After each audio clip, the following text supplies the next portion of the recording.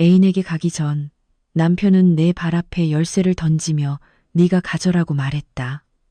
나는 그것이 무엇의 열쇠인지 묻지도 않고 그냥 다른 잡동사니 속에 던져버렸다. 5년 후 다시 그 열쇠를 발견했을 때 나는 열쇠고리에 적힌 주소를 보았다. 그리고 그 주소로 찾아갔을 때 내 속은 차갑게 식어버렸다. 운명의 전환점 채널에 오신 것을 환영합니다.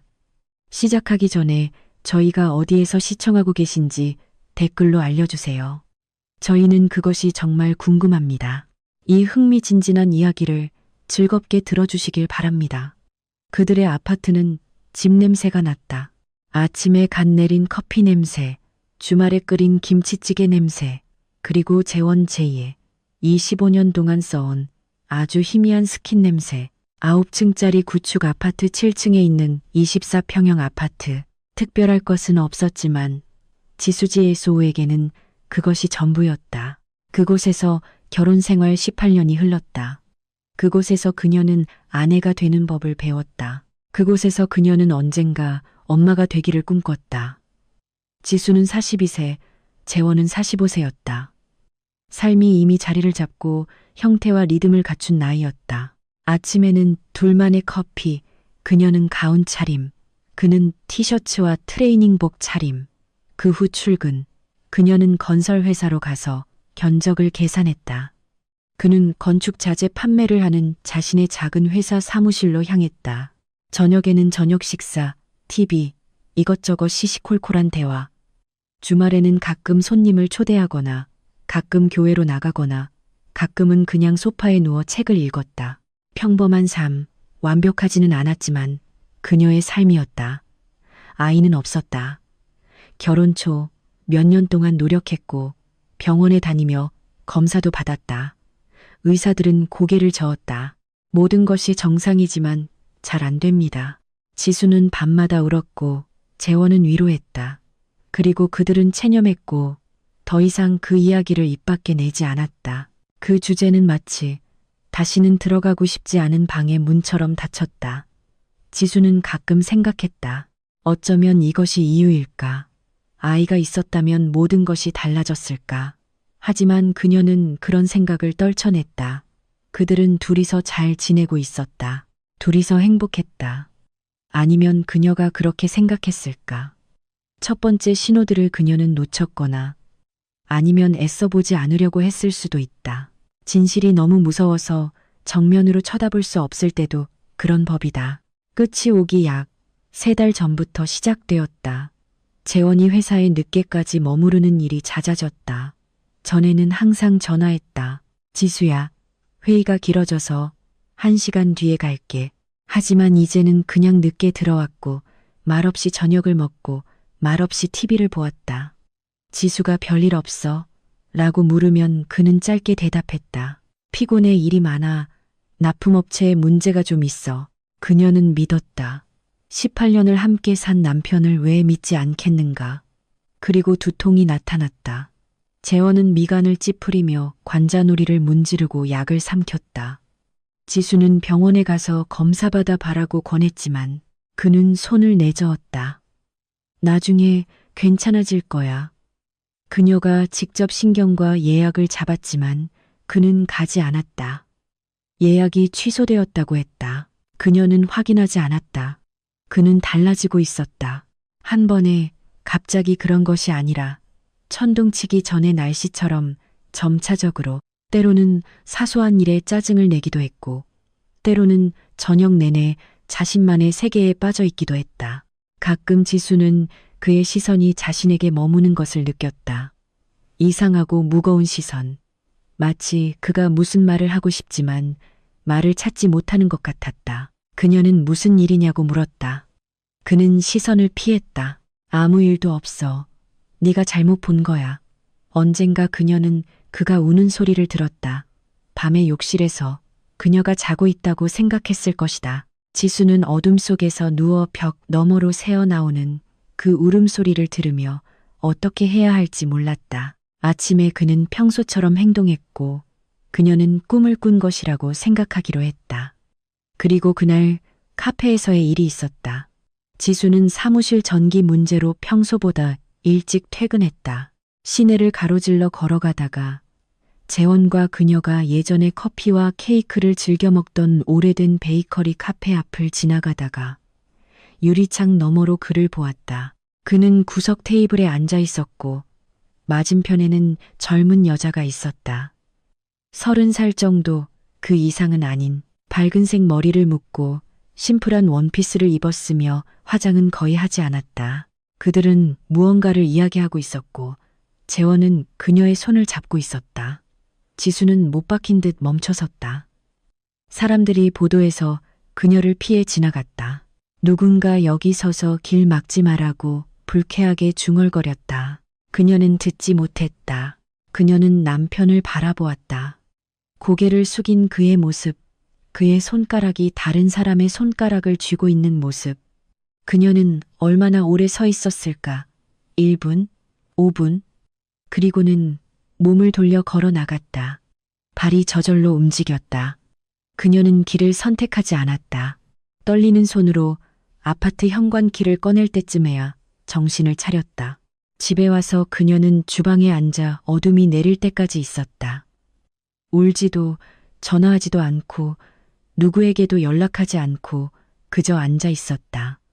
머릿속은 버려진 집처럼 텅 비고 쿵쾅거렸다. 재원은 평소처럼 구시에 들어왔고 그녀의 뺨에 키스하며 저녁 메뉴를 물었다. 그녀는 말없이 데워진 동그랑땡 접시를 그의 앞에 놓았다. 그는 먹었다. 그녀는 그를 바라보며 생각했다. 이 사람은 누구지? 18년 동안 그녀는 그의 옆에서 잠들었는데 이제 그를 알아보지 못했다. 그녀는 카페에 대해 묻지 않았다. 그럴 수 없었다.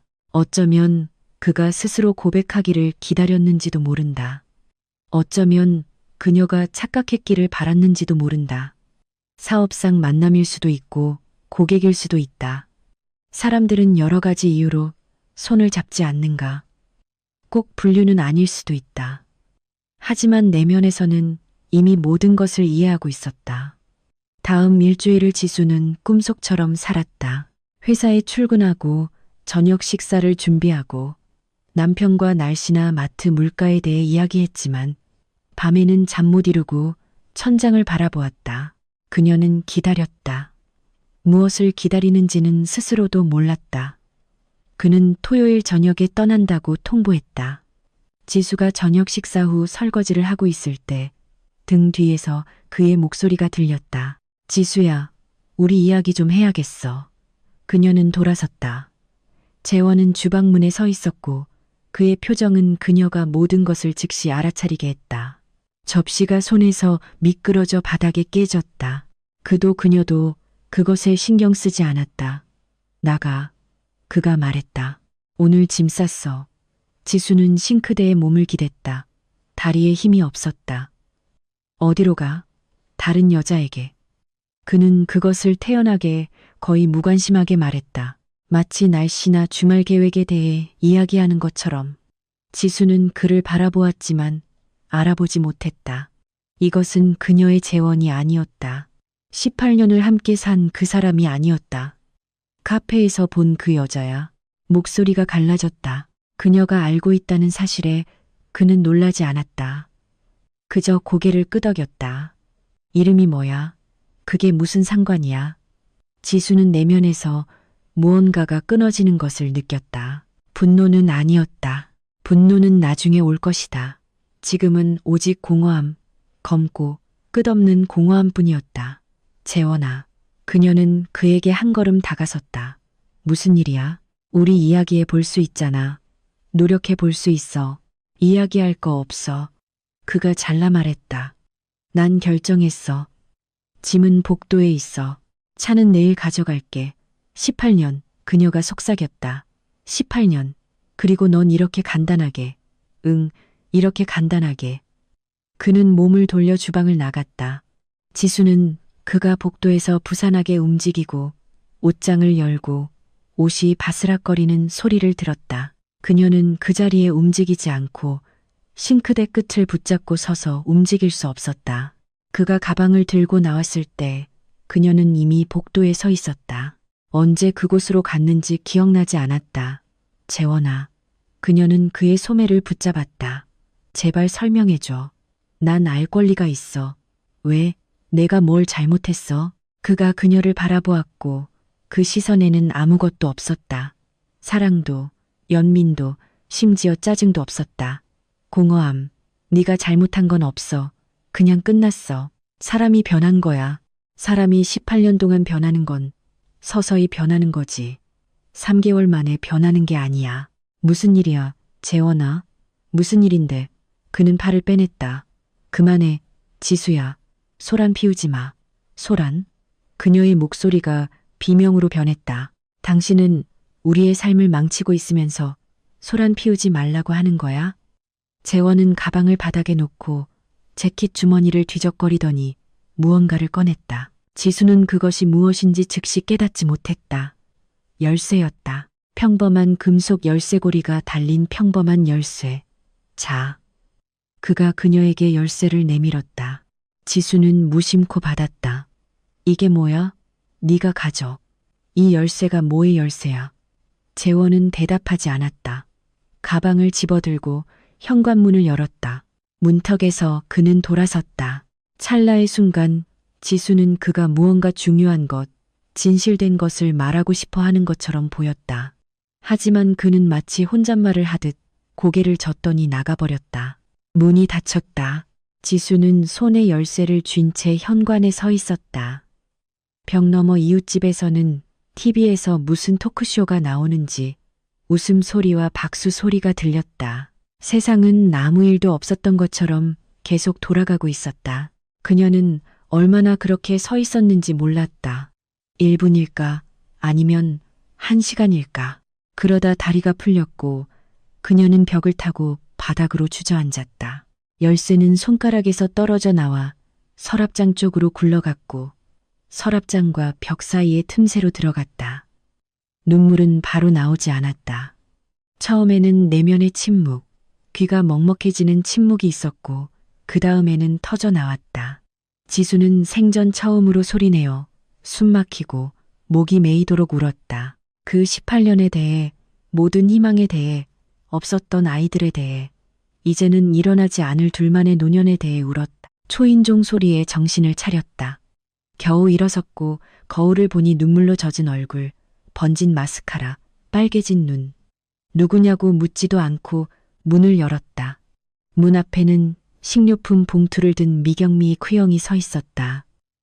지수야, 왜 전화를 안 받아? 10번이나 걸었어. 친구는 그녀의 얼굴을 보고 말을 멈췄다. 세상에, 무슨 일이야? 재원이가 떠났어. 미경은 말없이 들어와 문을 닫고 그녀를 안아주었다. 지수는 다시 울음을 터뜨렸지만 이번에는 더 조용하고 기진맥진한 울음이었다. 주방으로 가자. 미경이 말했다. 다 이야기해줘. 그들은 아침까지 앉아 있었다. 지수는 뒤죽박죽 이것저것 건너뛰며 이야기했다. 지난 몇 달에 대해, 두통과 잦은 야근에 대해, 카페의 여자에 대해, 오늘 대화에 대해. 미경은 들었고 고개를 끄덕였고 차를 따라주었다. 정말 쓰레기네. 지수가 말을 멈추자 미경이 말했다. 18년인데 이렇게 하루아침에 제대로 설명도 못하고 그가 그랬어. 사람이 변한 거래. 사람이 변한다니. 미경이 코웃음 쳤다. 편리한 변명이네. 근데 그가 너한테 던져준 열쇠는 뭐야? 지수는 열쇠를 기억해내고 일어나 서랍장 밑을 손으로 더듬었다. 차가운 금속이 손가락에 닿았다. 이거야. 그녀는 열쇠를 테이블 위에 놓았다. 네가 가지래. 난 뭐의 열쇠인지 묻지도 않았어. 미경은 손으로 열쇠를 돌려보았다. 평범한 열쇠네. 혹시 무슨 차고 열쇠 아닐까? 아니면 별장. 우리 별장 없어. 차고도 없고. 이상하네. 열쇠고리에 뭐가 쓰여 있는 것 같기도 한데. 미경은 눈을 가늘게 떴다. 아니, 잘 모르겠어. 여기가 어두워서. 나중에 다시 보자. 지수는 열쇠를 가져와 가운 주머니에 넣었다. 뭐의 열쇠든 무슨 상관이야. 버리고 잊어버릴 거야. 하지만 버리지 않았다. 다음 날 재원이 가져가지 않은 물건들, 낡은 책, 고장난 이어폰, 몇 개의 전선 등을 정리하던 중 그녀는 신발 상자를 발견했다. 버리기는 아깝고 눈에 띄게 두기는 싫은 잡동사니를 그곳에 던져 넣었다. 열쇠도 그곳으로 들어갔다. 상자는 오래된 여행 가방과 크리스마스 장식품 뒤 다락 깊은 곳으로 옮겨졌다. 눈에서 멀어지면 마음에서도 멀어진다. 재원이 떠난 후 첫 몇 주는 하나의 회색 얼룩처럼 지나갔다. 지수는 아파트 관리비를 내야 했기 때문에 회사에 다녔다. 먹어야 했기 때문에 음식을 만들었다. 사람들과 이야기하고 질문에 대답하고 웃어야 할 때 웃었다. 내면은 텅 비어 있었다. 엄마는 매일 전화해서 울었고 재원을 욕했으며 와서 함께 살라고 제안했다. 엄마, 괜찮아. 지수가 말했다. 나 혼자 할 수 있어. 네가 어떻게 혼자 할 수 있니? 나한테 와, 박만아. 나 42살이야. 엄마랑 살 수 없어. 직장에서는 불필요한 질문을 하지 않으려고 노력했다. 사장인 박 이사님은 딱 한 번 그녀를 옆으로 불러 어색하게 말했다. 지수 씨, 혹시 휴가를 써야 하거나, 그러니까 필요한 게 있으면 말해요. 저희가 도울 수 있는 건 도울게요. 그녀는 감사하다고 말하고 계속 일했다. 일은 구원이었다. 숫자는 질문을 하지 않았고 견적서는 동정심을 보이지 않았다. 미경은 이틀에 한 번씩 와서 음식을 가져왔고 먹도록 강요했으며 산책을 시켰다. 움직여야 해. 그녀가 말했다. 안 그러면 완전히 시들 거야. 그들은 저녁마다 아파트 단지 주변을 걸었다. 지수는 말없이 걸었다. 미경은 이것저것 병원 일, 이웃, 시장 물가 등에 대해 떠들었다. 그녀는 대답을 요구하지 않고 그저 침묵을 채워주었다. 어느 날 재원이 떠난 지 한 달쯤 되었을 때 지수가 물었다. 미경아, 왜 그랬을까? 아무리 생각해도 이해가 안 돼.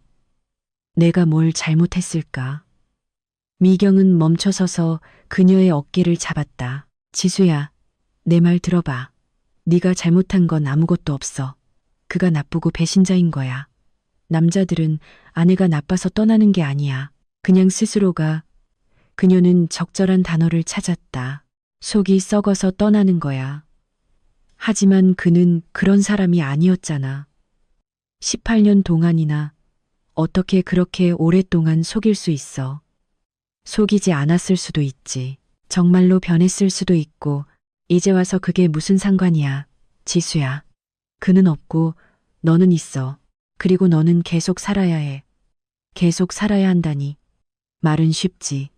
이혼은 3개월 만에 처리되었다. 재원은 아무것도 다투지 않고 모든 서류에 이의 없이 서명했다. 아파트는 지수에게 남았다.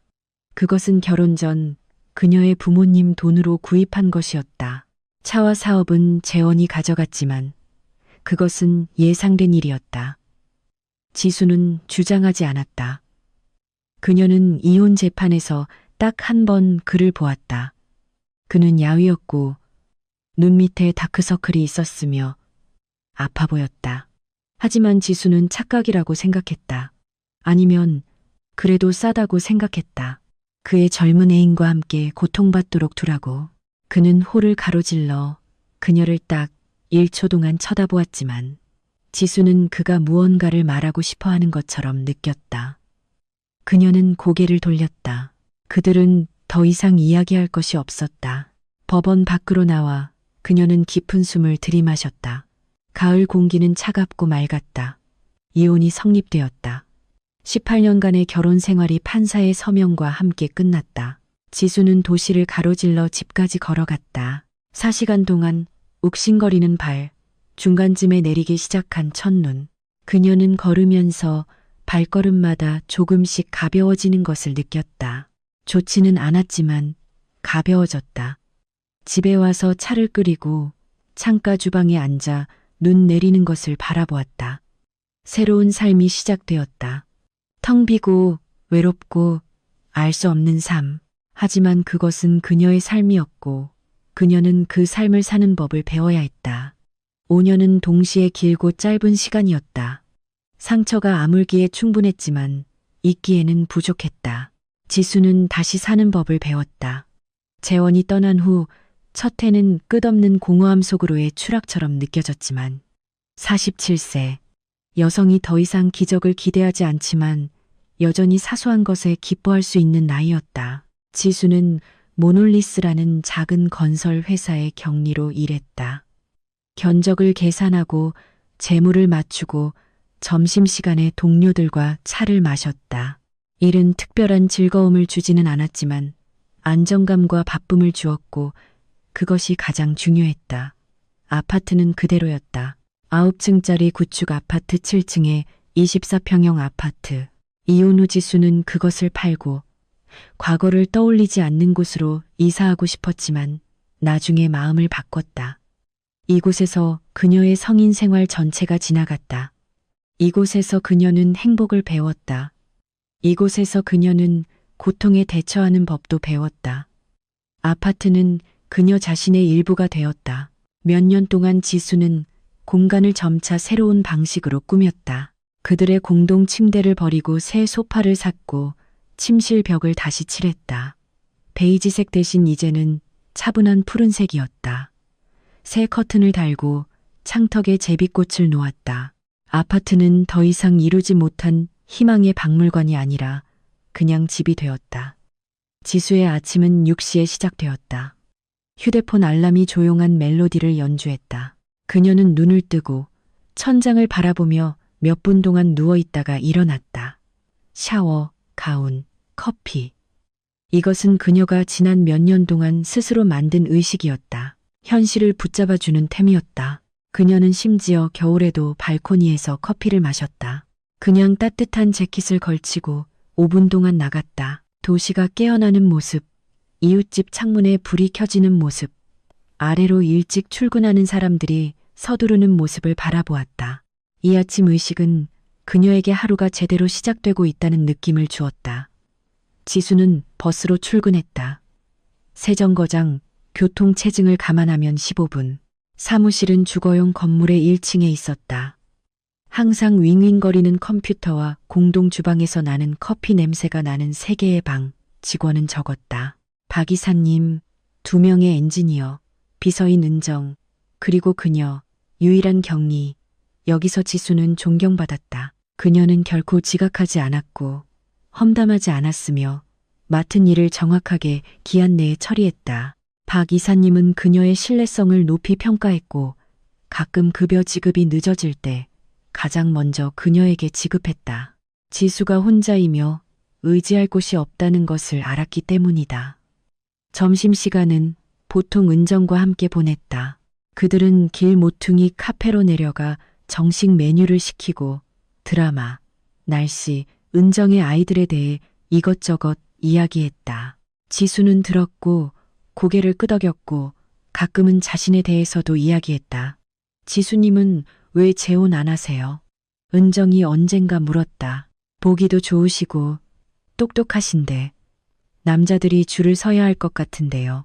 지수는 그저 웃었다. 줄 안 서요, 은정 씨. 그리고 필요하지도 않고요. 어떻게 필요 없어요. 혼자 힘들잖아요. 익숙해졌어요. 혼자가 더 편해요. 은정은 이해하지 못하고 고개를 저었다. 그녀는 30세였고 남편과 2아이와 함께 살고 있었으며 고독은 질병처럼 무서운 것이었다. 지수는 설명하려고 하지 않았다. 배신 후에 신뢰하는 것이 거의 불가능해진다는 것을 어떻게 설명할 수 있을까? 저녁 시간은 오직 그녀만의 것이었다. 퇴근 후 지수는 집 앞 마트에 들러 저녁 식사로 간단한 것을 샀다. 보통 닭가슴살, 채소, 가끔은 생선. 그녀는 한 끼만 만들었지만 항상 식탁을 사람답게 차렸다. 냅킨과 제대로 된 접시를 사용해서 이건 역시 그녀의 새로운 삶의 일부였다. 자신을 놓지 않고 싱크대 위에서 먹지 않고 그림자로 변하지 않는 것. 저녁 식사 후에는 산책. 아주 심한 비가 오는 날을 제외하고 그녀는 40분 동안 나갔다. 경로는 항상 같았다. 아파트 단지를 돌고 놀이터를 지나 학교 옆을 지나 오래된 공원을 따라 난 길을 걸었다. 그녀는 이곳의 모든 벤치, 모든 나무를 알고 있었다. 가끔 이웃을 만나면 인사하고 몇 마디 말을 주고받았다. 3층에 사는 할머니는 항상 멈춰서서 이야기를 나누었다. 지수야, 너 왜 맨날 혼자니? 저기 우리 이웃 남자 최근에 아내를 잃었는데 괜찮은 사람이야. 술도 안 마시고 소개해 줄까? 고맙지만 할머니 괜찮아요. 네가 알겠지. 그러다 세월만 흐른다. 나중에는 늦어. 세월은 흐르고 있었다. 그것은 사실이었다. 지수는 매일 거울 속에서 그것을 보았다. 새로운 주름들, 점점 더 자주 염색해야 하는 흰머리. 하지만 이상하게도 그녀는 자신이 늙었다고 느끼지 않았다. 내면에는 무언가 다른 것이 있었다. 주민등록증의 숫자와는 상관없는 무언가. 아마도 그것은 지혜이거나 아니면 단순히 피로일 것이다. 일주일에 2번, 화요일과 금요일, 지수는 미경을 만났다. 학교 때부터 친구였던 그녀는 이혼 후 가장 어두웠던 날들에 곁에 있어준 유일한 사람이었다. 미경은 병원에서 간호사로 일했고 3년 전 남편이 세상을 떠난 후 혼자 살았다. 그들은 말없이 서로를 이해했다. 화요일에는 도서관에서 만났다. 그곳에는 40대 이상을 위한 독서 모임이 있었다. 10명에서 12명 정도의 사람들이 열람실에 모여 읽은 책에 대해 토론했다. 모임은 전직 문학 교사인 엄격하지만 열정적인 김 선생님이 이끌었다. 그녀의 지도 아래 그들은 최인호, 박완서, 조정래의 작품들을 읽고 토론했으며 최근에는 현대 작가들의 책을 읽기 시작했다. 지수는 토론에 항상 참여하지는 않았지만 분위기가 좋았다. 낡은 책 냄새, 독서 등의 은은한 불빛, 낮은 목소리들. 그것은 점점 더 휴대폰 화면과 헛된 소란으로 빠져드는 세상에서 진정한 무언가였다. 너 김영하 작가의 책 읽어봤어? 모임 후 미경이 물었다. 읽기 시작했는데 어려워. 끝까지 읽어봐.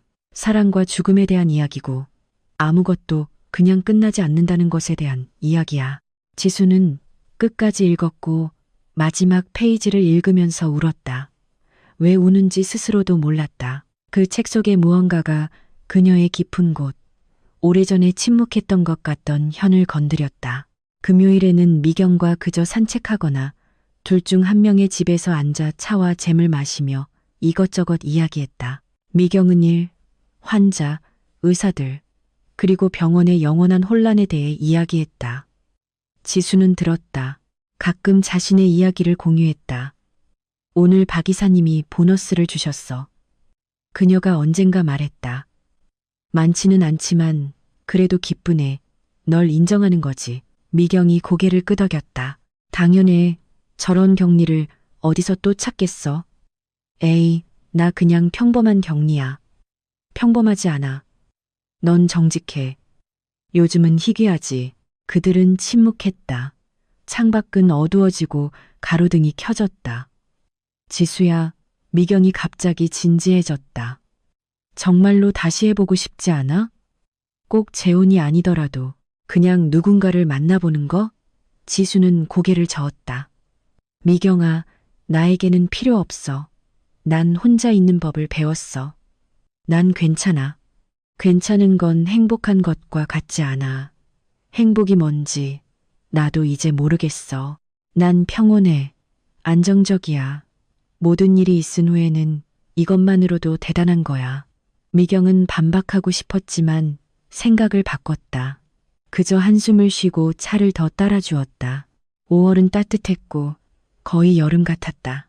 벚꽃이 평소보다 일주일 일찍 피었고 온 도시가 하얀 꽃송이와 달콤한 향기에 잠겼다. 지수는 이 시기를 좋아했다. 자연이 깨어나고 낮이 길어지고 살고 싶어지는 때 그녀는 작은 수리를 계획한 지 오래였다. 현관 벽지를 새로 바르고 낡은 장판을 좀 더 괜찮은 것으로 바꾸는 것.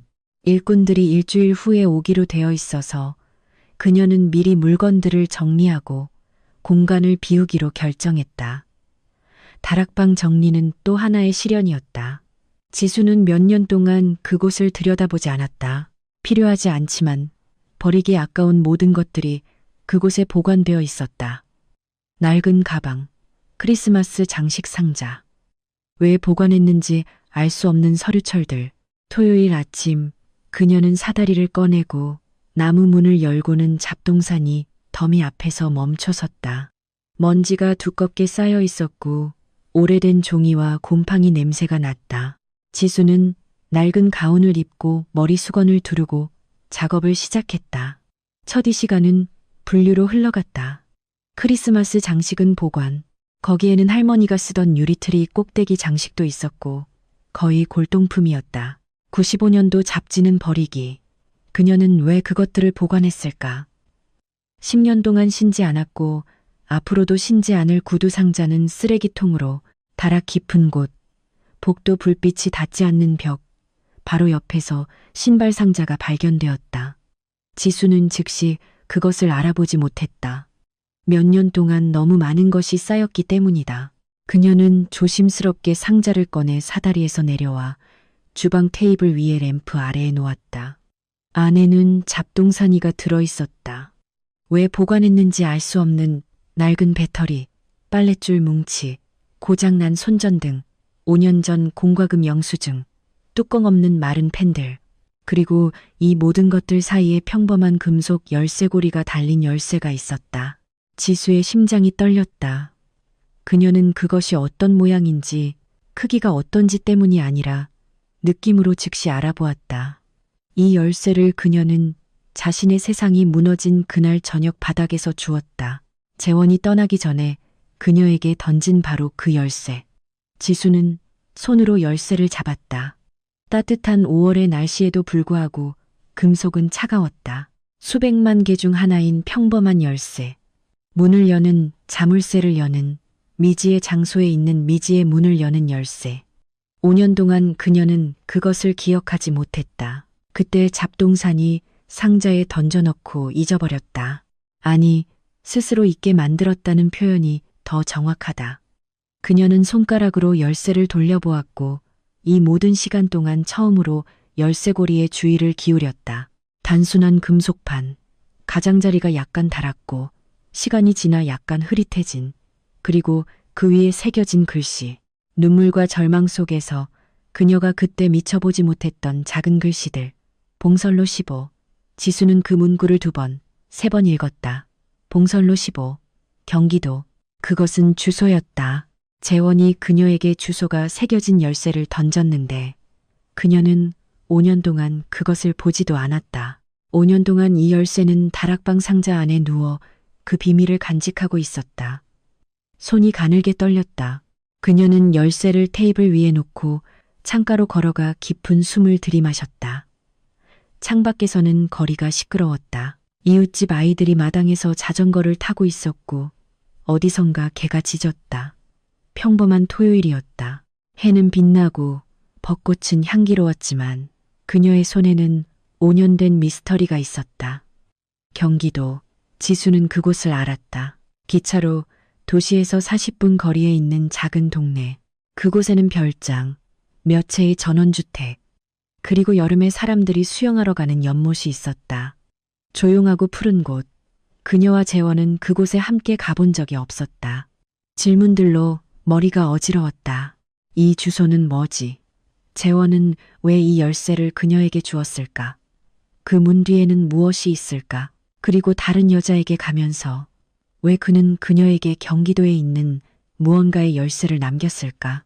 지수는 테이블로 돌아와 다시 열쇠를 잡았다. 손바닥 안에 차가운 금속.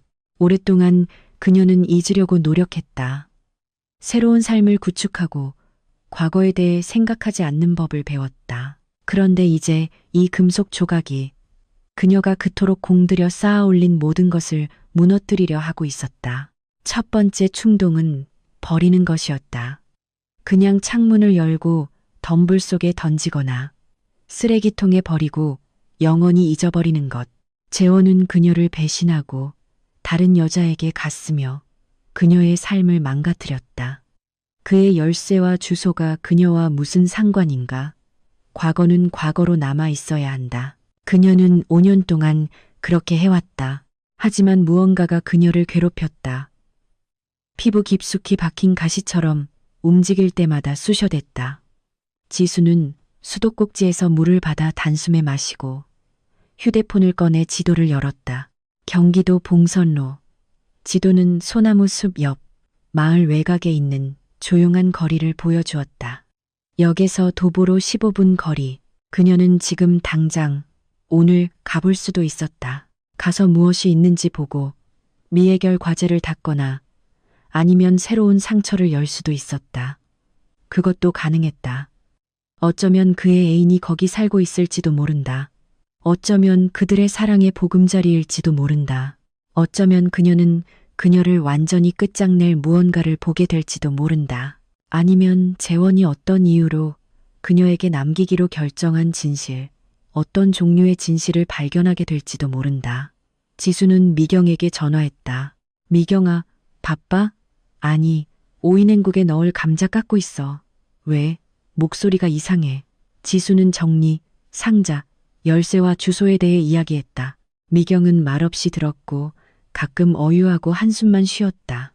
그래서 어떻게 할 생각이야? 마침내 그녀가 물었다. 모르겠어. 가서 보고 싶어. 그리고 무서워. 뭐가 무서운데? 지수는 잠시 말을 멈췄다가 단어를 골랐다. 모르겠어. 어쩌면 거기에 그 여자가 살고 있을지도 몰라. 어쩌면 그가 그녀에게 집을 사주고 실수로 나에게 열쇠를 던졌을 수도 있어. 주머니를 착각했을 수도. 지수야, 너도 이게 헛소리라는 거 알잖아. 그가 왜 애인 집 열쇠를 주소까지 새겨서 가지고 다니겠어? 그럼 뭘까? 그러니까 가서 확인해봐. 5년이 지났어. 이제 이 이야기를 끝낼 때야. 지수는 수화기 너머로 자신의 숨소리를 들으며 침묵했다. 내가 같이 가줄까? 미경이 제안했다. 감자 끝내고 옷 갈아입고 같이 가자. 거기 무슨 일이 있을지 모르잖아. 아니, 지수는 자신의 목소리가 단호한 것에 놀랐다. 아니, 미경아, 나 혼자 가야 해. 이건 내일이야. 알겠지? 알겠어. 미경이 한숨을 쉬었다. 그럼 도착하면 문자해주고 무슨 일 있으면 꼭 전화해. 그녀는 전화를 끊고 창문에서 들어오는 햇빛 사각형 속에 놓인 열쇠를 바라보았다. 5년 동안 그녀는 자신을 버린 사람에 대한 증오심을 품고 살았다. 5년 동안 기억하지 않으려고, 후회하지 않으려고, 아무것도 바라지 않으려고 스스로를 가르쳤다. 그리고 이제 이 금속 조각이 그녀가 알고 있던 모든 것을 뒤집으려 하고 있었다. 하지만 질문들이 속에서 산처럼 타올랐다. 지수는 그냥 잊을 수 없다는 것을 깨달았다. 만약 그녀가 지금 이 열쇠를 버린다면 그녀는 밤낮으로 그것에 대해 생각하고 남은 평생을 추측하고 괴로워할 것이다. 차라리 가서 진실을 아는 것이 낫다. 아무리 쓰라린 진실일지라도 적어도 확실성은 얻을 수 있다. 지수는 청바지와 가벼운 재킷으로 갈아입고 열쇠를 가슴 주머니에 넣었다. 심장 옆에서 그 무게가 느껴졌다. 휴대폰과 지갑이 제자리에 있는지 확인했다. 현관 거울 속에 자신을 바라보았다. 지친 눈과 다시 염색해야 할 때가 된 어두운 머리에 첫 흰머리가 있는 평범한 중년 여성. 자, 지수야. 그녀는 자신의 반영에 말했다. 진실을 찾으러 가자. 문이 그녀 뒤로 닫혔다. 미지의 문 열쇠가 주머니 속에서 천을 뚫고 타오르는 듯했다. 역까지는 빠른 걸음으로 20분이 걸렸다. 벗겨진 노란 페인트로 덮인 낡은 건물은 주말의 익숙한 분주함으로 그녀를 맞이했다. 무거운 나무 문, 타일 바닥에 울려 퍼지는 쿵쿵거리는 발소리, 매표소 줄, 매점에서 나는 찐빵 냄새. 그녀는 경기도 봉선역까지 가는 표를 500원의 편도 한 장 샀다. 기차는 20분 후에 출발했다. 지수는 플랫폼으로 나가 낡은 포플러 나무 그늘 아래 빈 벤치를 찾아 앉아 무릎 위에 손을 포겠다. 기다림은 걸쭉한 꿀처럼 느리게 흘러갔다. 주변은 다시 사람들로 가득했다. 상자에 모종을 담은 텃밭 가꾸는 사람들, 체크무늬 카트를 끄는 할머니들, 배낭을 맨 젊은이들, 칭얼거리며 안아달라고 조르는 어린아이를 둔 가족. 평범한 삶, 평범한 걱정들. 벤치에 앉아있는 여자가 5년 된 미스터리를 풀러간다는 것을 아무도 몰랐다. 지수는 휴대폰을 꺼내 손으로 돌리다가 다시 가방에 넣었다. 뉴스를 읽거나 피드를 스크롤하거나 헛된 것에 집중하고 싶지 않았다. 생각은 오직 하나, 이 주소에서 무엇을 찾을까 하는 것이었다. 버전은 많았고 하나하나가 더 암울했다. 어쩌면 재원이 그 여자를 위해 집을 샀고 실수로 또는 악의로 그녀에게 열쇠를 던졌을 수도 있다. 봐, 나 이제 이런 거 있어라는 식으로. 어쩌면 그녀가 몰랐던 그의 오래된 부동산, 먼 친척에게서 물려받은 유산이거나 실패한 투자일 수도 있다. 어쩌면 그곳에는 오래전부터 낯선 사람들이 살고 있고 열쇠는 맞지 않을 것이며 그녀는 헛되이 이 봉선으로 가고 있는 것일 수도 있다. 그리고 어쩌면 그녀는 5년 동안 그녀를 괴롭혔던 질문에 대한 답을 찾을 수도 있을 것이다. 기차는 7분 연착되어 도착했다. 먼지 낀 창문과 색이 바랜 커튼이 달린 낡은 녹색 열차.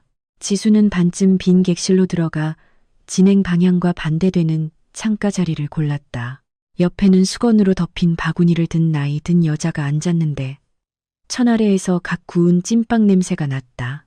기차는 가벼운 충격과 함께 출발했다. 창밖으로는 도시 외곽에 녹슨 울타리가 있는 공업지대, 차고, 단지, 깨진 창문과 벽에 그래피티가 있는 버려진 건물들이 스쳐 지나갔다. 그리고 개인주택들, 텃밭, 비닐하우스가 빠르게 지나갔다. 그리고 숲이 시작되었다. 어린 잎이 달린 자작나무, 붉은 줄기의 소나무, 노란 민들레로 뒤덮인 공터. 지수는 창밖을 바라보며 회상했다. 그녀와 재원은 23년 전 재원이 공장에서 함께 일했던 공동 지인 박상무의 생일 파티에서 만났다. 그때 지수는 24세였다. 그녀는 막 무역회사의 경리로 취직했고 부모님과 살면서 자신의 아파트와 큰 사랑을 꿈꾸고 있었다. 재원은 그녀에게 잘생겨 보였다. 키가 크고 어깨가 넓으며 친절한 회색 눈과 수줍은 미소를 가졌다. 그가 어떤 느린 노래에 맞춰 춤을 추자고 청했고 그녀는 허리에 닿은 그의 손을 느꼈다. 조심스럽고 다정한 손. 파티 후 그는 그녀를 집까지 바래다 주었고 그들은 현관 앞에서 1시간 더 서서 이런저런 이야기를 나누었다. 그리고 꽃이 있었다. 그는 그녀가 들꽃을 좋아한다고 언젠가 말한 것을 기억하고 데이지를 가져왔다. 영화도 있었다. 그들은 어떤 코미디 영화를 보며 손을 잡고 웃었다. 강변을 따라 산책하고 와플콘에 담긴 아이스크림, 강변역 가로등 아래에서 나눈 첫 키스, 1년 후 결혼, 구청에서의 소박한 결혼식, 엄마 친구에게서 빌린 하얀 드레스, 그의 첫 정규 급여로 산 어깨가 약간 큰 재원의 정장. 미경은 들러리였고 행복해서 울면서 계속 지수의 베일을 고쳐주었다. 부모님은 아파트에 상을 차렸다. 손님은 20명 정도였다. 자정까지 카세트 플레이어에 맞춰 춤을 췄다. 행복했던 시간. 지수는 오랫동안 그렇게 영원할 것이라고 믿었다. 스피커에서 쉰 목소리로 역 이름이 발표되었다. 다음 역은 봉선역입니다. 지수는 일어섰고 재킷을 정리하고 주머니 속 열쇠를 확인했다. 제자리에 있었다. 심장이 더 빨리 뛰었다. 기차는 속도를 줄이더니 낮은 플랫폼에 멈췄다. 지수는 몇몇 텃밭 가꾸는 사람들과 함께 내렸다. 그들은 곧바로 각자의 구역으로 흩어졌다. 역은 거의 텅 비어 있었다. 벗겨진 파란 페인트가 칠해진 나무 정류장, 건물, 햇빛 가리개 아래 2개의 벤치, 게시판에 색이 바랜 시간표, 쓰레기가 넘쳐나는 쓰레기통, 소나무 잎, 신선한 풀, 그리고 근처 어딘가에서 목욕탕을 데우거나 작년 낙엽을 태우는 연기 냄새가 났다. 조용하고 평화로운 거의 시골 같은 분위기, 나무 꼭대기에서 새들만 노래하고 멀리서 개가 짖는 소리만 들렸다. 지수는 휴대폰을 꺼내 지도를 열었다. 파란 점은 그녀의 위치를, 빨간 표시는 봉선로를 보여주었다. 앱을 믿는다면 도보로 15분. 그녀는 낡은 전원주택들을 지나 흙길을 따라 걸었다. 울타리, 기울어진 대문, 꽃이 핀 사과나무와 벚나무, 각 구역 위에 하얗고 분홍색 구름. 어디선가 수탉이 울었고 지수가 어렸을 때 여름 방학 동안 갔던 할머니 댁 시골과 똑같았다. 봉선은 조용한 곳이었다. 절반은 시골, 절반은 별장촌. 번잡함도 서두름도 없었다. 사람들은 여기에서 느긋하게 살았다. 텃밭을 파고 대문 앞 벤치에 앉아 이웃과 울타리를 넘어 이야기했다. 지수는 몇몇 호기심 어린 시선을 받았다. 낯선 사람들은 여기서 즉시 눈에 띄는 것 같았다. 그녀는 걸으면서 삶이 얼마나 이상하게 짜여 있는지 생각했다. 오늘 아침까지만 해도 그녀는 다락방을 정리하고 수리를 준비하고 있었다. 어떤 장판을 고를지, 그리고 이달 말까지 일꾼들이 작업을 마칠 수 있을지 생각했다. 그런데 이제 그녀는 주머니에 미지의 문 열쇠를 쥔 채 낯선 동네를 걷고 있고 길 끝에서 무엇을 발견하게 될지 알지 못했다. 봉선로는 24시 편의점이라는 간판이 달린 작은 식료품점 뒤에서 시작되었다.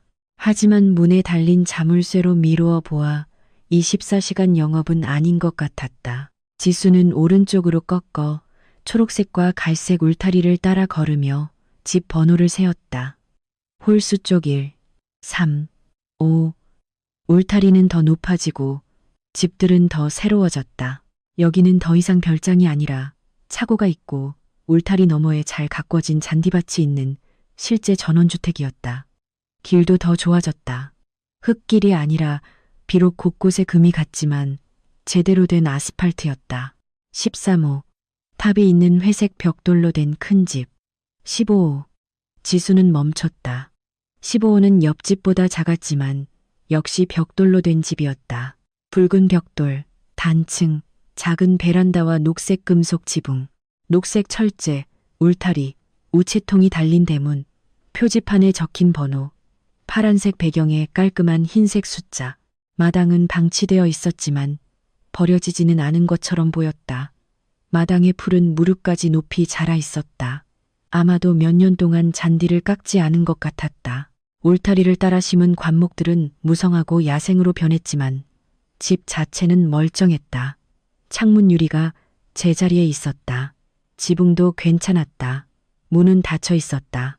그냥 오랫동안 아무도 살지 않고 돌보지 않았을 뿐이었다. 심장이 목구멍까지 뛰었다. 지수는 주위를 둘러보았다.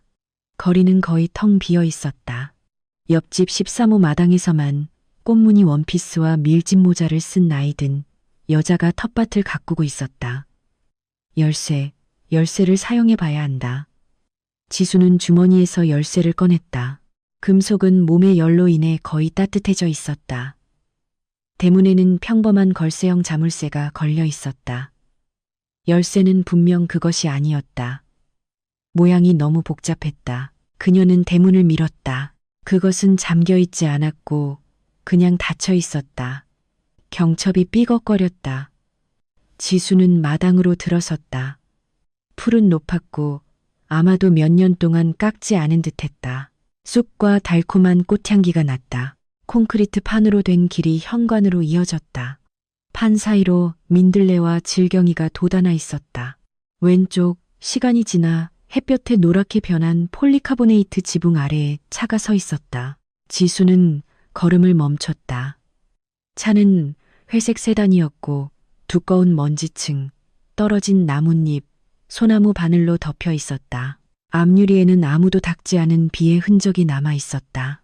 타이어는 반쯤 주저앉았지만 지수는 이 차를 수천 대 중에서도 알아볼 수 있었다. 그것은 재원의 차였다. 98년식 현대 그랜저, 은회색. 그는 그들이 헤어지기 1년 전에 이 차를 샀고 어린아이처럼 그것을 자랑스러워했으며 주말마다 세차장에서 닦았다. 5년 동안 이 차는 이 지붕 아래에 서 있었고 아무도 손대지 않았다. 다리에 힘이 풀렸다. 지수는 마당 한가운데에 멈춰서서 차를 바라보며 움직일 수 없었다. 머릿속에는 한 가지 생각만 맴돌았다. 그는 어디에도 가지 않았다. 그는 애인과 함께 노을 속으로 사라지지 않았다. 차는 여기에 있었다. 이 모든 시간 동안 여기에 있었다. 이것이 무엇을 의미할까? 무슨 일이 일어나고 있는 걸까? 그녀는 한 걸음, 그리고 또 한 걸음 내디뎠다. 차 주위를 걸었다. 그렇다. 분명히 그의 차였다. 번호판도 똑같았다. 그녀는 그것을 외우고 있었다. 먼지 낀 창문 뒤 뒷좌석에는 어떤 서류철과 낡은 검은색 접이식 우산이 보였다. 재원은 항상 만약을 대비해 차에 우산을 가지고 다녔다. 지수는 현관으로 올라섰다. 낡은 갈색 페인트가 칠해진 나무 계단 3개. 페인트는 곳곳이 벗겨져 있었다. 단순한 무늬의 금속 난간. 현관에는 먼지가 덮인 플라스틱 의자와 빈 화분 하나가 있었다. 현관문은 갈색 금속이었고 튼튼한 메리평 자물쇠가 있었다. 수백만 개 중 하나인 평범한 문. 하지만 그 뒤에는 모든 질문에 대한 답이 있다. 아니면 이전보다 더 무서운 새로운 질문들. 지수는 열쇠를 꺼냈다. 손이 너무 떨려서 다른 손으로 손목을 잡아야 했다. 자물쇠 구멍에 열쇠를 넣었다. 마치 특별히 만들어진 것처럼 쉽게 들어갔다. 물론 특별히 만들어졌을 것이다. 이것은 그의 열쇠였다. 그의 문 열쇠. 한 번 돌리니 딸깍 소리. 2번 돌리니 또 한 번 딸깍 소리. 자물쇠가 열렸다. 지수는 문을 밀었다. 문은 가볍게 삐걱거리며 열렸고 집안에서 곰팡이 냄새, 먼지 냄새, 그리고 오랫동안 사람이 없었던 닫힌 공간에 퀴퀴한 공기 냄새가 났다. 그녀는 문지방을 넘었다. 안은 어두웠다. 창문에 덧문이 닫혀 있었다. 지수는 벽을 손으로 더듬어 스위치를 찾고 딸깍 눌렀다. 불이 들어왔다. 샹들리에 없이 천장에 달린 평범한 전구, 그냥 덮개가 있는 소켓. 이 모든 시간 동안 누군가가 전기세를 내고 있었다. 지수는 작은 현관에 서 있었다. 벽에 걸린 옷걸이는 비어 있었다. 신발장도 비어 있었다. 바닥에는 환영합니다. 라는 글자가 쓰인 색이 바랜 매트가 있었다. 왼쪽에는 방으로 가는 문, 오른쪽에는 집 깊숙한 곳으로 이어지는 복도가 있었다. 그녀는 한 걸음, 또 한 걸음 내디뎠다. 마룻바닥이 발밑에서 삐걱거렸다. 왼쪽 문을 열었다. 거실, 약 5평 정도의 작은 방. 흰 천으로 덮인 소파, 같은 천으로 덮인 안락의자, TV 스탠드 위에 오래된 브라운관 TV, 벽을 따라 있는 책꽂이에는 책 몇 권이 등이 보이도록 꽂혀 있었다. 덧문이 닫힌 창문, 벽에는 액자가 걸려 있었다. 지수는 가까이 다가가 어둠 속에서 자세히 보았다. 이 방에서도 문 옆에서 스위치를 찾아 불을 켰다. 사진은 그들의 결혼 사진이었다. 그녀와 재원은 젊고 행복해 보였다. 그는 어깨가 약간 컸던 바로 그 정장을 입고 있었다. 그녀는 빌린 드레스에 베일을 쓰고 있었다. 둘 다 웃고 있었고 카메라를 바라보고 있었으며 온 세상이 그들의 발밑에 있는 듯했다. 지수는 사진을 바라보았지만 아무것도 이해할 수 없었다. 왜 그는 애인을 데려온 집안이 데려오지 않았을 수도 있다에 그들의 결혼 사진을 걸었을까? 여기서 도대체 무슨 일이 일어나고 있는 걸까? 그녀는 복도를 따라 걸으며 문을 하나씩 열었다. 주방, 작고 깨끗하며 가스레인지와 낡은 냉장고가 있었다. 냉장고는 비어 있었고 퀴퀴한 플라스틱 냄새만 났다. 찬장에는 몇 개의 접시, 컵, 냄비가 있었다. 모든 것이 얇은 먼지층으로 덮여 있었다. 욕실, 흰색 타일, 세면대, 샤워부스, 수건거리에 걸린 수건은 오래되어 누렇게 변해 있었다. 비누 받침대의 비누는 말라 갈라져 있었다. 그리고 침실. 지수는 마지막 문을 열고 문턱에서 멈췄다. 침실은 작았다. 거의 전체가 덮개로 덮인 더블 침대로 채워져 있었다.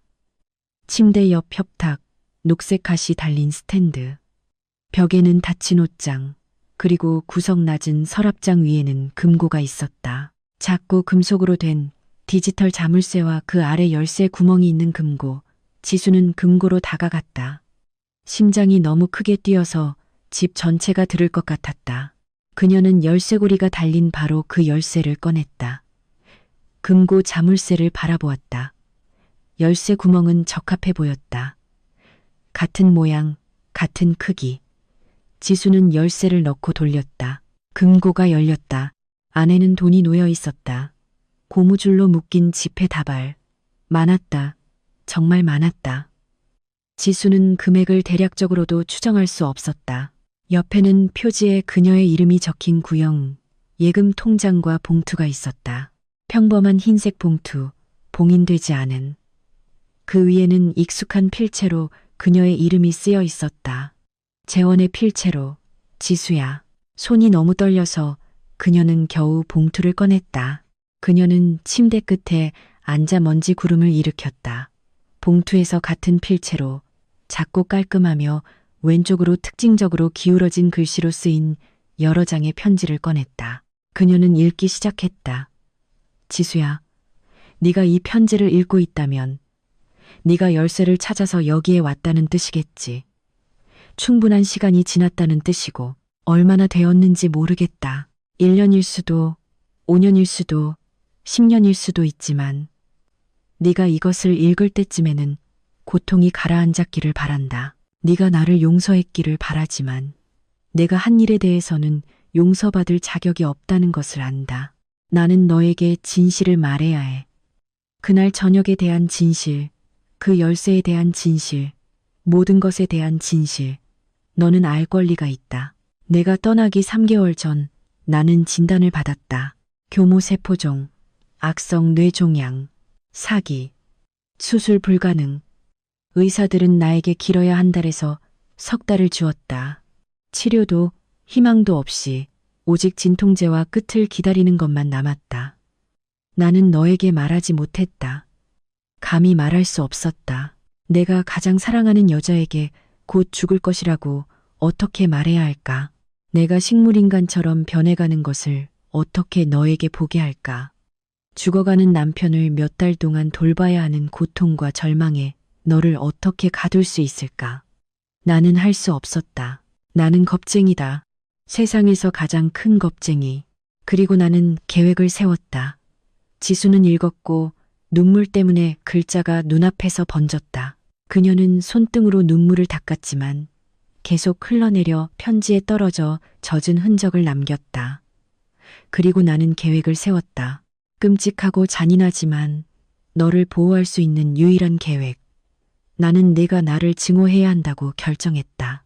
나를 애도하거나 불쌍히 여기거나 알아채지 못하고 구하지 못했다고 자책하는 대신 깨끗하고 명확하게 증오해라. 왜냐하면 증오는 힘이니까. 증오는 계속 살아가도록 도와준다. 하지만 죽어가는 사람에 대한 사랑은 남겨진 사람에게는 느린 죽음이다. 나는 내가 상담을 받았던 호스피스의 간호사, 슬기, 세울지를 찾았다. 그녀는 32세였고 혼자였으며 친절했다. 나는 그녀에게 모든 것을 말했다. 진단에 대해, 너에 대해, 나의 계획에 대해. 그녀는 처음에는 거절했다. 미친 짓이라고 했다. 하지만 나중에는 도와주기로 동의했다. 왜인지는 모르겠다. 아마도 연민 때문일 수도 있고 아니면 나 같은 사람들을 매일 보았고 이해했기 때문일 수도 있다. 우리는 네가 우리를 볼 수 있도록 카페에서의 만남을 연출했다. 나는 일부러 베이커리 카페를 골랐다. 네가 퇴근 후 가끔 그곳을 지나간다는 것을 알았기 때문이다. 나는 그녀의 손을 잡았고 가까이 다가갔고 우리 사이에 무언가가 있는 척했다. 네가 내가 떠나기 전부터 의심하기를 바랐다. 비열했다는 것을 안다. 나는 매 순간 나 자신을 저주했지만 나는 너를 생각했다. 내가 너를 알아보지 못하게 되었을 때 네가 내 침대 옆에 서 있는 모습, 네가 내 기저귀를 갈아주고 숟가락으로 밥을 먹이는 모습, 네가 나를 묻고 마지막 한 방울까지 짜내진 채 혼자 남겨지는 모습. 나는 그것을 허용할 수 없었다. 너는 더 나은 것을 받을 자격이 있었다. 너는 자유를 받을 자격이 있었다. 내가 떠난 그날 저녁, 나는 이미 오른쪽 팔에 거의 감각이 없었다. 종양이 운동 중추를 압박하고 있었다. 두통은 참을 수 없었다. 나는 약을 한 움큼씩 삼켰다. 시간이 거의 남지 않았다. 나는 너에게 끔찍한 말들을 했다. 네가 부서지고 네 눈에서 빛이 사라지는 것을 보았다.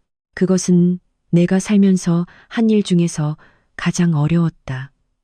나의 진단을 듣는 것보다 더 어려웠다. 죽음을 받아들이는 것보다 더 어려웠다. 하지만 나는 끝까지 해내야 했다. 열쇠는 나의 마지막 희망이었다. 나는 너에게 아무것도 남기지 않고 떠날 수 없었다.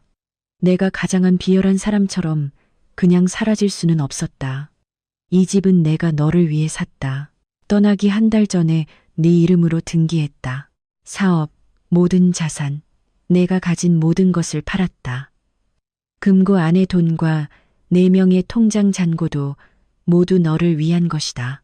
나는 네가 바로 알아채지 못하도록, 시간이 흐르도록, 네가 화내고 나를 미워하고 새로운 삶을 시작할 수 있도록 열쇠고리에 주소를 새기려고 했다. 그리고 나서 언젠가 네가 이 열쇠를 찾고 진실을 알게 되기를 바랐다. 용서해줘, 지수야. 거짓말 때문에, 고통 때문에 네가 나를 배신자라고 생각했던 이 세월 때문에 나는 배신자가 아니야. 나는 단지 너를 내 삶보다 더 사랑했고 네가 나의 죽음 때문에 고통받지 않도록 네 눈의 괴물이 될 준비가 되어 있었다. 슬기는 그날 저녁 나를 호스피스로 데려갔다. 마지막 무렵에는 나는 거의 정신을 차리지 못했다. 종양이 거의 모든 것을 먹어치웠다. 하지만 드물게 정신이 맑아질 때마다 나는 너를 생각했다. 네가 계속 살아가고 나에게 화를 내고 내 물건을 버리고 다시 시작하는 모습을 상상했다. 내 마지막 날들 동안 슬기가 곁에 있었다. 그녀는 집을 돌보고 전기세를 내고 모든 것이 잘 유지되도록 하겠다고 약속했다. 나는 그녀에게 너를 찾지 말고 아무것도 말하지 말라고 부탁했다. 네가 준비가 되었을 때 스스로 이 열쇠를 찾아야 했다. 지수야, 네 삶이 이 몇 년 동안 어떻게 변했는지 모르겠다. 어쩌면 누군가를 만났을 수도 있고 행복할 수도 있다. 나는 진심으로 그것을 바란다. 너는 세상의 누구보다도 행복을 누릴 자격이 있다. 이 집은 네 것이고 돈도 네 것이다. 네가 원하는 대로 사용해라. 필요 없다면 집을 팔아라. 우리가 꿈꿨던 여행에 돈을 써라. 아니면 그냥 여기서 살아. 여기는 조용하고 좋아, 공기도 맑고. 내가 이 장소를 선택할 때 너를 생각했다. 나는 너를 사랑한다. 이 20년 동안 사랑했고 내가 간 그곳에 사랑과 비슷한 것이 있다면 영원히 사랑할 것이다. 나를 용서하고 살아. 우리 둘을 위해 살아줘. 너의 재원으로부터 추신. 침실 옷장 안에 사진 상자가 있다. 이 모든 세월 동안의 우리 사진들. 네가 언젠가 좋은 시절을 기억하고 싶을 때를 대비해 네 곁에 남겨두고 싶었다. 지수는 마지막 줄을 읽고 편지를 손에서 떨어뜨렸다. 종이들이 먼지 덮인 바닥에 흩어졌다. 그녀는 그녀의 집이 된 낯선 집의 침대 끝에 앉아 숨을 쉴 수 없었다. 목이 경련으로 조여왔고 가슴은 어떤 물리적인 고통보다 더 심한 고통으로 찢어지는 것 같았다. 5년 동안 그녀는 암으로 죽어가면서 그녀를 보호하려고 했던 사람을 증오했다. 5년 동안 그를 배신자, 쓰레기, 무가치한 사람으로 여겼다. 5년 동안 그를 불필요한 잡동사니처럼 기억에서 지워버렸다. 그런데 그는 그녀 없이 혼자 호스피스에 누워 마지막 숨을 쉴 때까지 그녀를 생각했다.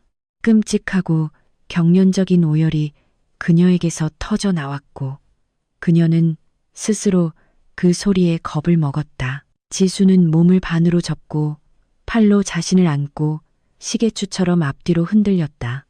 눈물은 뺨을 타고 흘러 무릎에 바닥에 떨어져 젖은 흔적을 남겼다.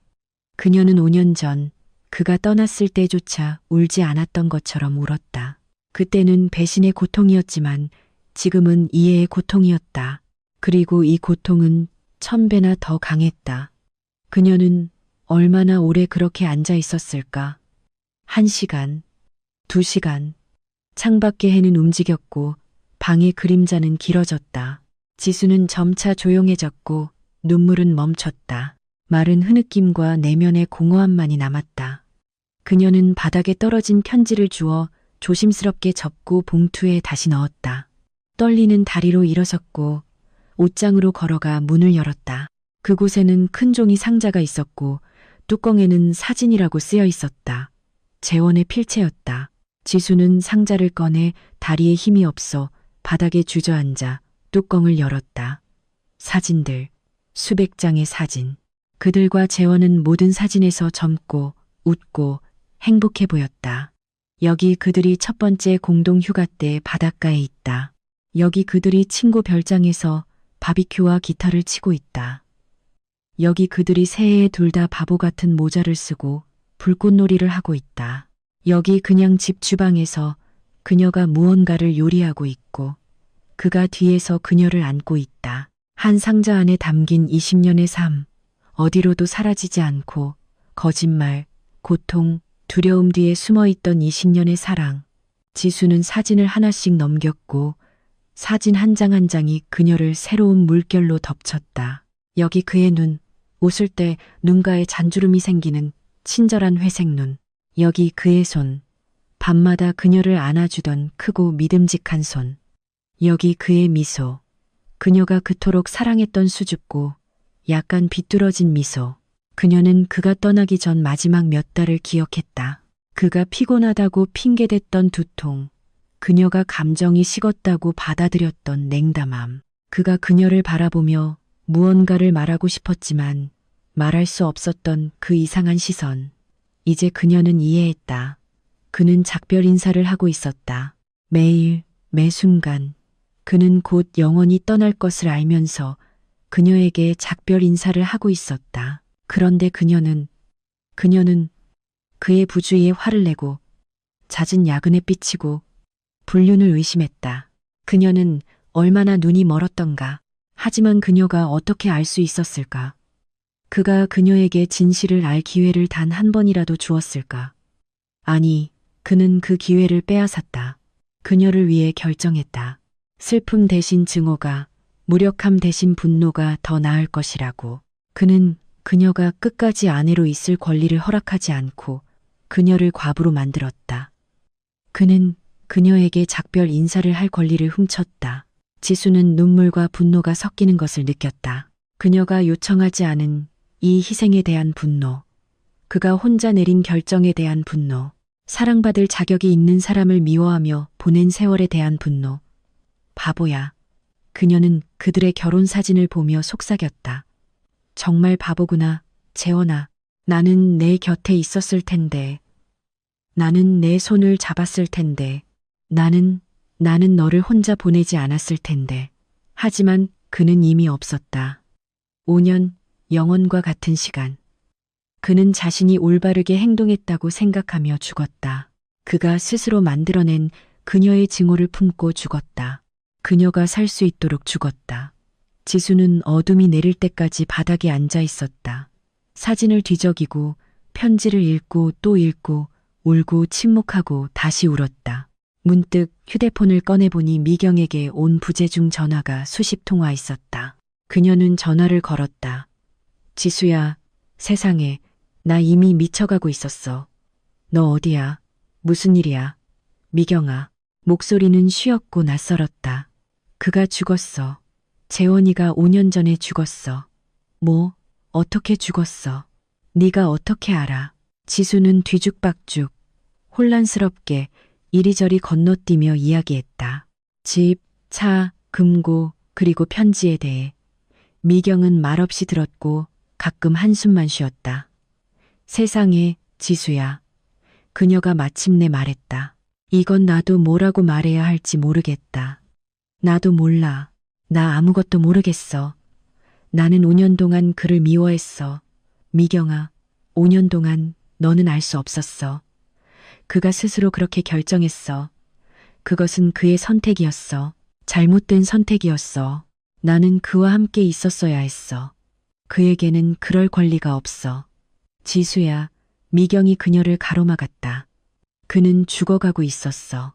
죽어가는 사람들은 이상한 짓을 해. 지금 그를 판단하지 마. 그냥 받아들여. 지수는 침묵했다. 받아들여. 이것을 어떻게 받아들일까? 5년 동안 그녀가 믿었던 모든 것이 거짓이었다는 것을 어떻게 받아들일까? 그녀가 배신자라고 생각했던 사람이 완전히 다른 사람이었다는 것을 어떻게 받아들일까? 오늘 돌아올 거야? 미경이 물었다. 모르겠어. 아마 아닐 거야. 나는 여기 그의 집, 우리의 집에 있어야 해. 알겠어. 내가 내일 아침에 갈게. 첫 기차로. 응, 알겠어. 지수는 전화를 끊고 창밖을 바라보았다. 유리 창밖은 어두워지고 있었고 거리에 가로등이 켜졌다. 그녀는 일어섰고 스위치를 찾아 침실에 불을 켰다. 그리고 집안을 돌아다니며 거실, 주방 현관의 불을 모두 켰다. 집은 따뜻한 노란 불빛으로 가득 찼고 거의 아늑해졌다. 그녀는 신선한 공기를 들이기 위해 주방 창문을 열었다. 저녁의 서늘함, 어딘가에서 깎은 풀 냄새, 모닥불 연기 냄새가 났다. 평범한 별장촌의 5월 저녁. 냉장고는 비어 있었지만 찬장에는 봉인된 차 한 팩과 인스턴트 커피 한 통이 있었다. 아마도 유통기한이 지났을 테지만 그래도 지수는 낡은 주전자에 물을 끓여 그곳에서 찾은 컵에 차를 우려냈다. 차는 괜찮았다. 아니, 맛있었다.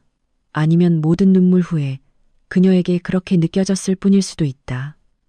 그녀는 주방에 앉아 차를 마시며 그를 생각했다. 재원, 그 사람에 대해 마지막 몇 달 동안의 낯설고 차가운 사람이 아니라 진짜 친절하고 배려심 많고 약간 수줍음이 많은 사람이었다. 일요일마다 그녀에게 커피를 침대로 가져다 주고 그녀가 요리할 때 뒤에서 안아주고 그녀가 세상에서 가장 아름다운 여자라고 말했고 진심으로 그렇게 생각했던 사람. 그녀는 그의 두려움에 대해 생각했다. 그가 의사 사무실에 앉아 자신의 사형 선고를 들었을 때의 모습. 혼자서, 그는 혼자 갔고 그녀를 데려가지 않았다. 왜냐하면 그때 이미 스스로 해결할 것이고 자신의 영혼을 희생해서라도 그녀를 보호할 것이라고 결정했기 때문이었다. 그녀는 이 이상한 역할에 동의한 간호사 슬기에 대해 생각했다. 이 여자는 무엇을 느꼈을까? 연민, 존경, 아니면 단지 직업적인 무관심. 지수는 알지 못했고 아마도 영원히 알 수 없을 것이다. 하지만 그녀는 재원의 마지막 순간에 곁에 있어 준 것에 대해, 그가 완전히 혼자 죽지 않도록 해준 것에 대해 그녀에게 감사했다. 밤이 되자 그녀는 재원이 이 집을 위해 고른 바로 그 침대에 누웠다. 침구는 낡았고 곰팡이 냄새가 났지만 그녀는 신경 쓰지 않았다. 그녀는 어둠 속에서 천장을 바라보며 5년 만에 처음으로 남편에 대해 증오 없이 생각했다. 이상한 감각, 마치 그녀가 이 모든 세월 동안 가슴에 짊어지고 다녔던 무거운 돌이 갑자기 사라진 것 같았다. 그 자리에는 공허함이 남았지만 이전의 고통스러운 공허함이 아니었다. 다른 밝고 거의 투명한 공허함이었다. 아침에 미경은 약속대로 첫 기차를 타고 도착했다. 깎이지 않은 풀밭 사이 마당에서 지수를 발견했다. 그녀는 서서 먼지와 나뭇잎으로 덮인 재원의 차를 바라보고 있었다. 지수야. 미경이 그녀를 안아주었다. 어때? 모르겠어. 지수는 솔직하게 대답했다. 이상해. 텅 비었지만 가벼워진 것 같기도 해. 미경은 편지를 읽었고 어제 지수처럼 그것을 읽으며 울었다. 그리고 그들은 오랫동안 베란다에 앉아 미경이 가져온 보온병의 차를 마시며 이야기했다. 앞으로 어떻게 할 거야? 미경이 마침내 물었다. 지수는 집을 바라보았다. 작고 깔끔하며 그녀를 사랑했던 사람이 그녀를 위해 지은 집, 여기로 이사 올 거야. 그녀가 말했다. 당장은 아니고 수리를 하고 정리를 해야 하지만 이사 올 거야. 이곳은 내 집이야. 미경은 고개를 끄덕였다. 말리거나 왜 팔고 있는 것이 더 낫지 않느냐고 묻지 않았다. 그저 고개를 끄덕였다. 그녀는 이해했기 때문이다. 이사는 3개월이 걸렸다. 지수는 도시의 아파트를 팔았다. 재원과 그녀의 18년이 흘렀던 바로 그 아파트. 쉽지는 않았지만 옳은 일이었다. 낡은 삶은 끝났다. 새로운 삶을 시작해야 했다. 그녀는 봉선의 집을 직접 수리하지 않고 물론 일꾼들을 고용했다. 벽을 밝은 톤으로 칠하고 가구를 바꾸고 새 커튼을 달았다. 하지만 손대지 않은 것도 남겨두었다. 거실 벽에 그들의 결혼사진, 옷장 속의 사진 상자. 그녀는 재원의 차를 팔지 않았다. 정비소로 가져가 수리했고 배터리를 교체하고 타이어에 바람을 넣고 내부를 청소했다. 지수는 운전하지 않았지만 매일 저녁 마당으로 나가 지붕 아래의 차를 바라보았다. 마치 그가 언제든지 돌아와 어디론가 떠날 수 있을 것처럼. 가을에 그녀는 울타리를 따라 장미를 심었다. 그가 좋아했던 바로 그 장미, 붉은색, 은은한 향이 나는 장미. 모두 뿌리 내리지는 않았지만 몇 그루는 살아남아 다음 여름에 꽃을 피웠다. 지수는 베란다에 앉아 장미를 바라보며 그를 생각했다. 이제 고통 없이 단지 조용한 슬픔과 감사와 비슷한 감정으로 그는 그녀에게 이 집을, 이 장미를, 이 새로운 삶을 주었다. 그만의 방식으로 주었다. 잘못된 방식으로 고통과 거짓말을 통해 주었지만 주었다. 그녀는 그를 용서했다. 한 번에 하루아침에 용서한 것은 아니었다. 용서는 점차 새벽처럼 찾아왔다.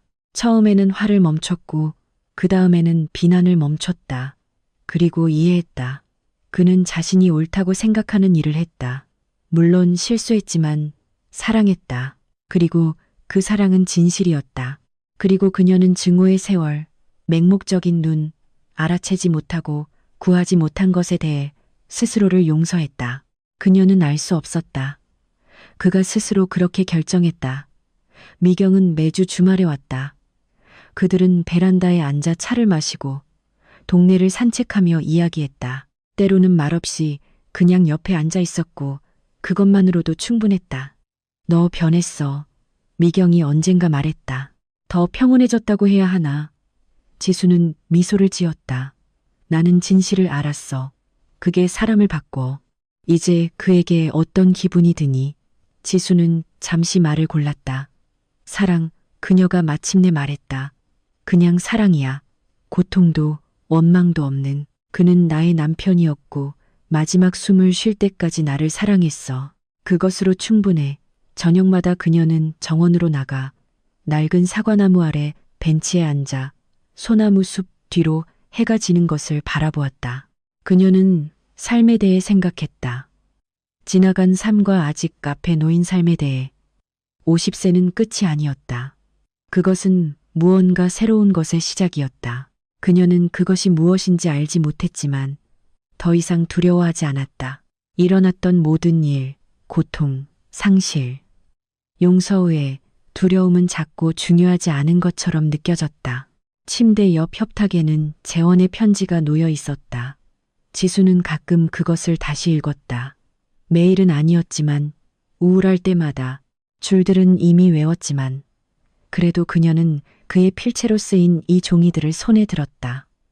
마치 그가 곁에 있고 그녀에게 이야기하는 것처럼. 우리 둘을 위해 살아줘. 그가 썼다. 그리고 그녀는 살았다. 매일, 매 순간 그를 위해서도. 장미에 물을 주고 그의 베란다에 앉아 이제 그녀의 집이 된 그의 집에서 잤다. 그리고 여러 해 만에 처음으로 그녀는 진정으로 집에 있다는 것을 느꼈다. 이야기를 들어주셔서 감사합니다.